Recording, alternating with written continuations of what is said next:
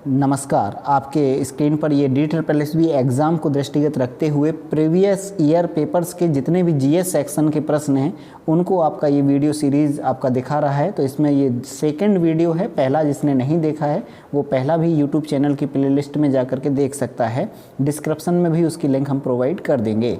लीजिए आपके प्रश्न पहले का आंसर देखते हैं और पढ़ते हैं। पहला प्रश्न आपका कह रहा है, भारतीय संविधान का कौन सा अनुच्छेद निर्वाचनों के अधिक्षण, निर्देशन और नियंत्रण, यानी ये पूरा जो नियंत्रण कंट्रोल या पूरा जो कार्यभार है वो निर्वाचन आयोग में निहित होना से संबंधित है। यानी आपसे आर्टिकल पूछा है इलेक्शन कमीशन का 320, 322, 324 या 318। आपको ये प्रश्न का आंसर मिल चुका होगा। राइट ऑप्शन है, मिलाइएगा, तीसरा विकल्प सही है। यानी 324 अनुच्छेद में इलेक्शन कमीशन ऑफ इंडिया का वर्णन किया गया है। दूसरा प्रश्न आपकी स्क्रीन पर है, 30 जून 2022 तक कौन भारत के अटॉर्नी जनरल ऑफ इंडिया बने रहेंगे, यानी महान्यायवादी बने रहेंगे? गिरीश चंद्र मुर्मू, मुकुल रोहतगी, के वेणुगोपाल, श्री मनोज कुमार। तो इसका राइट ऑप्शन पहचानिएगा। उस समय जो आया था वो उसका आंसर हम इस बार बताए दे रहे हैं। इसका राइट ऑप्शन था के वेणुगोपाल। के वेणुगोपाल 30 जून 2022 तक पूछा था प्रश्न ने। तो इसका राइट ऑप्शन वैसे सितंबर तक था, क्योंकि सितंबर 2022 तक इनका कार्यकाल था। और इसके बाद नए चुन लिए गए हैं, उनका नाम हम बताए दे रहे हैं। 1 अक्टूबर 2022 से 3 साल तक कार्यकाल रहेगा किनका? जो अभी आए हैं आर वेंकट रमणी। कौन है? आर वेंकट रमणी जी का कार्यकाल है ये अब जो चल रहा है समय। ये 1 अक्टूबर 2022 में नियुक्त किए गए थे और ये रहेंगे कब तक? 3 साल तक, याद रखिएगा। और यहीं पर हम पहले महान्यायवादी भी बताए दे रहे हैं, MC सीतलवाड़ जी थे पहले, कंफर्म रहिएगा। ये बहुत अच्छे प्रश्न हैं। आर्टिकल नंबर 76 में इसका वर्णन है, नोट कर लीजिएगा ये डिटेल। अगला प्रश्न आपकी स्क्रीन पर तीसरा, देवधर ट्रॉफी किस खेल से संबंधित है? टेबल टेनिस, टेनिस, क्रिकेट या फुटबॉल? तो इसका राइट ऑप्शन आप पहचान चुके होंगे, तीसरे का सी ऑप्शन सही है, क्रिकेट से संबंधित है देवधर ट्रॉफी। 4 नंबर का प्रश्न आपकी स्क्रीन पर है, भारतीय संविधान का कौन सा अनुच्छेद मूल अधिकार यानी फंडामेंटल राइट की परिभाषा से संबंधित है? 12, 10, 14 या 16? बहुत ही इंपॉर्टेंट अनुच्छेद है ये। तो इसका राइट ऑप्शन है आपका पहला विकल्प यानी 12 अनुच्छेद।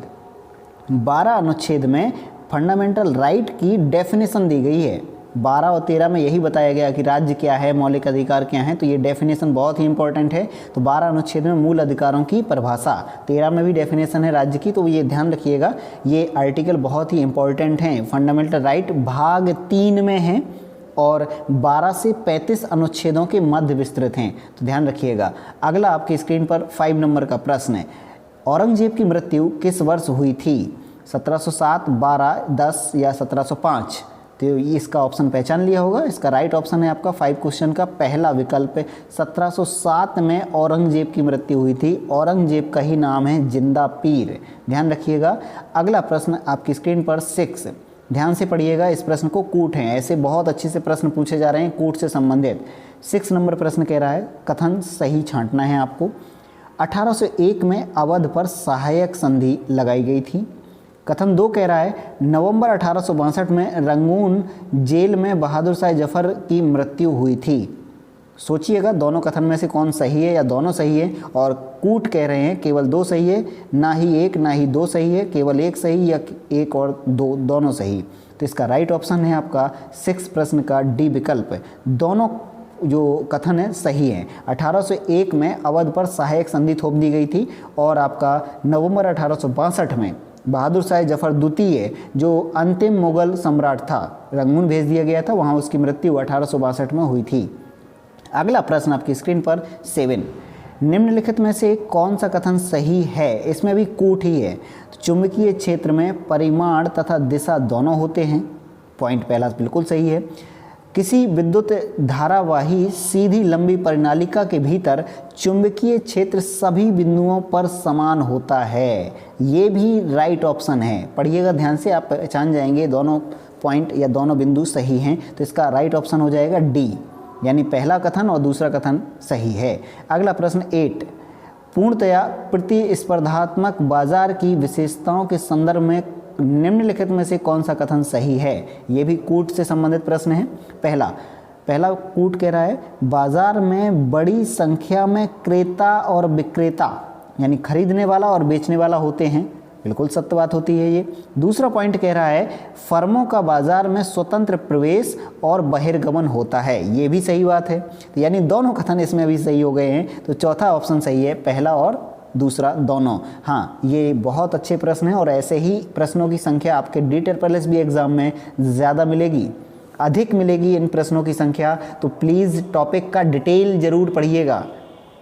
आपको जिस टॉपिक की एक्सप्लेनेशन चाहिए, टॉपिक का एक विस्तृत रूप चाहिए, जैसे मौलिक अधिकार हुए हैं या औरंगजेब जैसे, तो आप मुझे बताइएगा कमेंट बॉक्स में, मैं उस टॉपिक को भी क्लियर एक्सप्लेनेशन करेंगे। ओके, चलिएगा अगले प्रश्न की ओर। 9, निम्नलिखित में से कौन सा कथन सही है? ये भी देखिएगा, कूट से संबंधित है। हिंदुस्तानी एवं कर्नाटक शास्त्रीय संगीत की 2 पद्धतियां हैं। वैदिक प्राचीनतम संगीत था जिसमें व्याकरण निहित थी। बिल्कुल, आप संगीत देखिएगा, उसमें ग्रामर बहुत ही अच्छे से इन्वॉल्व की गई है। तो ये दोनों कथन सही हैं, NCERT में इनका उल्लेख है। और ये आपका कर्नाटक से संबंधित 2 पद्धतियां हैं और वैदिक काल में जो संगीत है उसमें ग्रामर भी इंक्लूड है। तो ये दोनों कथन सही हैं, पहला और दूसरा। अगला प्रश्न आपकी स्क्रीन पर 10, निम्नलिखित में से कौन सा कथन सही है? मक्का की खेती के लिए मध्यम तापमान, वर्षा, भरपूर धूप की आवश्यकता होती है। ये मक्का, ज्वार इक्वली आपकी क्रॉप हैं और इनको इक्वली रेनफॉल और टेम्परेचर चाहिए होता है। रोपण कृषि, दूसरा पॉइंट है, रोपण कृषि वाणिज्यिक कृषि का एक प्रकार है। रोपण कृषि वाणिज्यिक, वाणिज्यिक मतलब एक व्यापार से संबंधित, सीधे सीधे। वाणिज्यिक रोपण मतलब रोपाई की जाने वाली, जैसे धान का पौधा है, चाय है, तो इनके रोपे जाते हैं पौधे, तो वाणिज्यिक कृषि का एक प्रकार है। बिल्कुल सही है, यानी दोनों कथन सही हैं इस प्रश्न के भी। तो पहचानिएगा, ये डिटेलिंग आप पढ़ी होगी, आपकी डाटा टॉपिक से संबंधित डाटा ज़्यादा होगा आपके पास, बिल्कुल आप इन कथन को पहचान पाएंगे। और ये एग्ज़ाम्स में इन क्वेश्चंस की संख्या बढ़ रही है, इसलिए ध्यान रखिएगा ऐसे प्रश्नों पर। अगला प्रश्न आपकी स्क्रीन पर 11, फ्रेंच ओपन 2021 का महिला एकल खिताब किसने जीता है? ये 2021 की करंट अफेयर्स है, तो इसका हम आंसर तो बताए दे रहे हैं, लेकिन फ्रेंच ओपन से संबंधित कुछ डिटेल है, तो ठहरिएगा, स्किप मत करिएगा इस डिटेल को। तो 11 प्रश्न का राइट ऑप्शन था तीसरा विकल्प, यानी बारबोरा क्रेजसिकोवा ने ये जीता है फ्रेंच ओपन। कंफर्म रहेंगे, इसका आंसर तो नहीं याद रखना है, लेकिन फ्रेंच ओपन जैसे कुछ जो टेनिस ओपन्स है ना, जैसे Australian opens, US opens, French open, Wimbledon open, ये 4 ओपन होते हैं टेनिस के। तो ये 4 बड़े ओपन्स हैं, इनके जो कोर्ट हैं, यानी जहाँ पर मैदान खेला जाता है, वो 4 प्रकार के कोर्टों का नाम है। तो ध्यान रखिएगा, इन कोर्ट के नाम हम बताए दे रहे हैं। ऑस्ट्रेलियन ओपन और US ओपन हार्ड कोर्ट पर खेला जाता है, यानी इन दोनों का कोर्ट कैसा होता है? Hard court. और फ्रेंच ओपन मिट्टी के कोर्ट पर खेला जाता है, जो अभी अभी क्वेश्चन आप देख रहे हैं, ये मिट्टी के कोर्ट पर है। और एक और बचा है विंबलडन, वो घास पर है। कंफर्म, घास के कोर्ट पर खेला जाने वाला कौन है? विंबलडन। फ्रेंच वाला मिट्टी, ऑस्ट्रेलिया और US ओपन का कहाँ पर? हार्ड कोर्ट पर। कंफर्म। अगला प्रश्न आपकी स्क्रीन पर 12, सबसे बड़ा बसा हुआ नदी द्वीप, ये इंपॉर्टेंट प्रश्न है, बहुत बार आया है और आपने पहचान भी लिया होगा। रिवर आइलैंड है, नदी के बीचों बीच है। ब्रह्मपुत्र, गंगा, गोदावरी या सिंधु? इसका राइट ऑप्शन है आपका ब्रह्मपुत्र है। और लीजिएगा आपकी स्क्रीन पर हम ब्रह्मपुत्र का ये मांजुली जो द्वीप है, कौन सा द्वीप है? मांजुली, इसकी एक इमेज भी आपको दिखा रहे हैं। लीजिए आपकी स्क्रीन पर ये मांजुली आइलैंड का एक फ़ोटो है, एक पिक है, गूगल पर मिल जाएगी आपको ये। तो देख लीजिएगा, चारों तरफ पानी है और ये द्वीप बीचों बीच नदी के स्थित है, जिसका नाम है मांजुली आइलैंड, असम राज्य में स्थित है। एक डिस्ट्रिक्ट भी घोषित हो चुका है, जिला बन चुका है मांजुली। ओके, अगला प्रश्न आपकी स्क्रीन पर 13 प्रश्न आपकी स्क्रीन पर है, कायाकल्प पुरस्कार किस मंत्रालय द्वारा प्रदान किया जाता है? तो ये उस समय के हिसाब से करंट अफेयर्स कह सकते थे, लेकिन ये तो पुरस्कार कॉमन है, कभी भी किसी से पूछा जा सकता है। किस मिनिस्ट्री के द्वारा कायाकल्प पुरस्कार दिया जाता है? महिला एवं बाल विकास मंत्रालय, स्वास्थ्य एवं परिवार कल्याण मंत्रालय, शिक्षा मंत्रालय और कृषि एवं किसान कल्याण मंत्रालय। तो इसका राइट ऑप्शन है आपका 13 प्रश्न का बी ऑप्शन, यानी स्वास्थ्य एवं परिवार कल्याण मंत्रालय के द्वारा कायाकल्प। कायाकल्प समझ पा रहे होंगे शब्द का, शरीर यानी काया है, उसका कल्पिंग करनी यानी दोबारा से उसको अच्छे से बनाना है, स्वस्थ। तो ये कायाकल्प करने वाले जो काम हैं उनको लेकर के ये पुरस्कार दिया जाता है, यानी मेडिकल डिपार्टमेंट तो कौन हो जाएगा? स्वास्थ्य एवं परिवार कल्याण मंत्रालय। अगला प्रश्न आपकी स्क्रीन पर 14, उत्तल दर्पण द्वारा बनने वाला प्रतिबिंब सदैव डॉट डॉट और होता है। तो देखिएगा चारों ऑप्शन, आभासी सीधा, वास्तविक सीधा, वास्तविक उल्टा, आभासी उल्टा। हाँ, ये बहुत अच्छे से कॉन्सेप्ट क्लियर करिएगा। उत्तल दर्पण, उत्तल लेंस वाले कैसे प्रतिबिंब बनते हैं। इसका राइट ऑप्शन है 14 प्रश्न का पहला विकल्प सही है। आभासी और सीधा प्रतिबिंब बनता है उत्तल दर्पण में। कन्फर्म। अगला प्रश्न आपकी स्क्रीन पर 15, निम्नलिखित में से किसे पादप वर्ग का उभयचर कहा जाता है, यानी एम्फीबियन कहा जाता है। ये बहुत ही इंपॉर्टेंट होते हैं पादप वर्ग के उभयचर वगैरह। तो उभयचर का मतलब क्या होता है एम्फीबियन का, यो जल में और थल दोनों में रह सकें। एम्फीबियन का जो पादप वर्ग का है उसे क्या कहा जा सकता है, तो जिम्नोस्पर्म, टेरिडोफाइटा, थैलोफाइटा या ब्रायोफाइटा। तो इसका राइट ऑप्शन है ब्रायोफाइटा, चौथा ऑप्शन। ध्यान रखिएगा, इस पादप वर्ग में जो उभयचर है वो क्या कहा जा सकता है उसे, ब्रायोफाइटा। तो जल और थल पर रहने वाले क्या होते हैं, उभयचर, जैसे मगरमच्छ, मेढक। कन्फर्म रहेंगे। अगला प्रश्न आपकी स्क्रीन पर 16, खानवा में जो खानवा का युद्ध हुआ था, बाबर ने राणा सांगा को किस वर्ष हराया था। देखिएगा हिस्ट्री में जो आ रहा है ना प्रश्न, वो वर्ष यानी डेट पूछ रहा है। तो आपकी जो महत्वपूर्ण घटनाएं हैं ऐतिहासिक, उनके वर्ष जरूर याद रखिएगा। तो खानवा का युद्ध का वर्ष बताना है आपको, बाबर ने राणा सांगा को हराया था। इसका राइट ऑप्शन है आपका पहला विकल्प, यानी 1527 में बाबर ने राणा सांगा को खानवा के युद्ध में हरा दिया था। अगला प्रश्न आपकी स्क्रीन पर 17, वह दर जिस पर बैंक विनिमय बिलों या अन्य वाणिज्यिक पत्रों को खरीदने या बेचने के लिए तैयार रहती है। ध्यान रखिएगा, वह विनिमय बिलों की दर क्या होगी जिस पर खरीदना और बेचने के लिए कोई भी पत्र होता है या प्रपत्र होता है तो बेचना और खरीदने के लिए तैयार रहते हैं, उसे क्या कहते हैं। रिवर्स रेपो दर, बैंक दर, नकदी आरक्षित निधि अनुपात या रेपो दर। तो ये इंपॉर्टेंट हैं दरें, इनको क्लियर कर लीजिएगा, नहीं तो एक दिन टॉपिक इकोनॉमिक्स का लेंगे, उसमें रिवर्स रेपो दर, रेपो रेट, बैंक दर और रेपो रेट इनको क्लियर कर लेंगे। इसका राइट ऑप्शन है आपका 17 का बी ऑप्शन, बैंक दर कहलाती है।